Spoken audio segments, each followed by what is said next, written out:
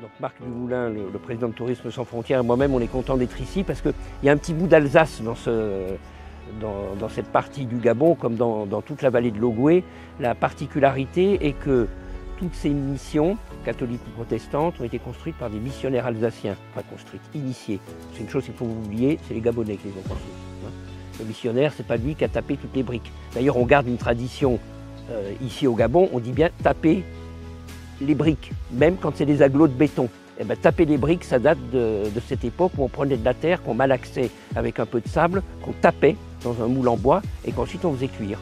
Et on a construit donc la mission ici, on a construit la mission de Lambaréné, on a construit beaucoup plus tard la mission de Ngomo. Et Trois Épis, eh bien, c'est le nom d'un pèlerinage alsacien. C'est un paysan qui a trouvé une statue qui avait été enterrée, cachée, d'une vierge qui tenait 3 épis de blé. Et on a considéré ça comme un miracle et c'est devenu un lieu de pèlerinage extrêmement connu à côté de Colmar. Et c'est un lieu de pèlerinage où les pères spiritains qui venaient ici au Gabon, au bout de quelques années de séjour sur le territoire, repartaient se reposer. Aussi, on a parlé tout à l'heure des constructions de Gustave Eiffel. On connaît Gustave Eiffel parce que c'est lui qui a construit la tour et pas dessiné. Celui qui a dessiné la tour, c'est un ingénieur alsacien qui s'appelle Cochelin. D'ailleurs, c'est bien marqué sur les plans. Et il a cédé les plans à Gustave Eiffel, qui lui était à la fois un ingénieur mais un homme d'affaires astucieux, puisqu'il a même construit une soufflerie pour tester les avions qu'il avait dessinés. Et donc, à partir de ces constructions en métal, il en a expédié un peu partout dans le monde. Alors, il y a des ponts en France, mais on trouve un pont en Nouvelle-Calédonie qui a été construit par Eiffel. On trouve ici des constructions de ce qu'on appelait des ateliers ou les chantiers Eiffel, et ce sont des poutrelles métalliques et des rivets. Et comme le disait monsieur le ministre, un de vos conseillers, on peut identifier parce que sur la tête du rivet, il y a le nom Eiffel. Et c'est comme ça qu'on sait que ça vient bien de ces ateliers. Et ces constructions en briques, si vous vous promenez ici dans la province, vous allez dans le Moyen-Ogooué, si vous regardez bien, il y a plein de constructions en briques. Alors on les a oubliées, on les a cachées, on les a crépies, mais si on se promène dans Lambaréné, on voit ces constructions. Et elles ont été construites il y a 150 ans pour certaines, elles tiennent toujours. Donc c'est aussi peut-être un matériau auquel on peut réfléchir, parce que d'un point de vue climatique, il est extrêmement intéressant. Contrairement au béton, il respire. Et ça permet d'avoir des locaux plus frais à l'intérieur.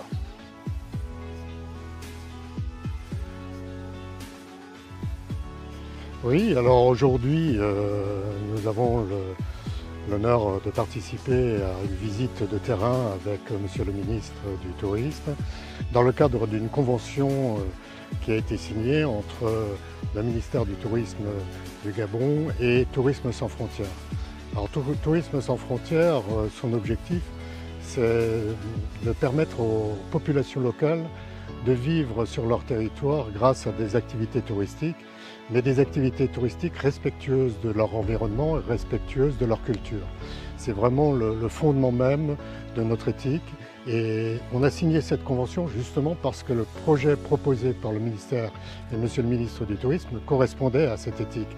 Et l'idée de ce site, c'est effectivement de permettre aux populations locales de s'exprimer par rapport à une activité touristique qui va se mettre en place.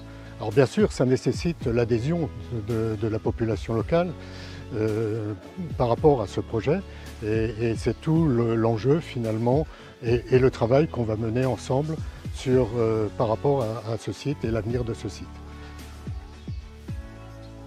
Nous sommes ici au sanctuaire Notre-Dame des Trois Épis de l'Équateur de Sindara. Ce site, du moins cette mission catholique, a été fondée en 1899. Les pères Boutin et 2 des frères qui venaient pour la mission sont arrivés dans Langounier, donc dans la région, au mois de février. Et au mois de mars, ils ont pu obtenir ce bout de terre, dont la superficie s'étend à peu près sur 17 hectares. Et à leur arrivée, ils ont occupé cette partie d'abord de l'espace. Ils ont monté ce bâtiment qui est l'église avec des poutres venant des expositions de la Tour Eiffel de Paris, des travaux. des poutres sont venues ici. Et après est venu ce bâtiment aussi qui est arrivé préfabriqué. L'église et le bâtiment de la résidence des pères sont arrivés déjà préfabriqués. Donc on les a montés directement.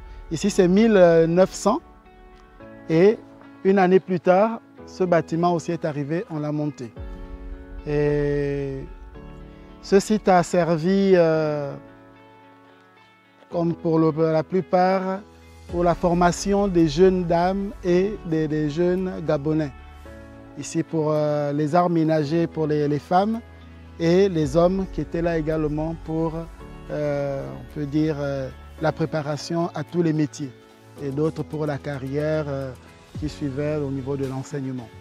L'intérêt touristique ici, c'est qu'il y a ce site a abrité déjà au moment de la Seconde Guerre mondiale une partie des soldats qui combattent, des gaullistes, parce qu'il y a eu l'affront entre des pétinistes et des gaullistes. Les gaullistes étaient cachés de ce coin. C'est on peut dire, l'un des grands centres de la formation intellectuelle qui reste. Il y a eu Saint-Martin à Pinchi, il y a eu la Sainte-Croix à Sindara, et si vous vous rendez sur ces lieux, il n'y a plus grand vestige. C'est ce lieu que nous nous efforçons de conserver comme site pour le passage des pères spiritains dans notre diocèse et aussi les pères alsaciens, parce que ce sont des Alsaciens qui ont créé ces missions-là. Bon, le nom Trois Épis, c'est une paroisse à l'origine, c'est une paroisse alsacienne qui a été fondée en 1494. En 1494 en Alsace.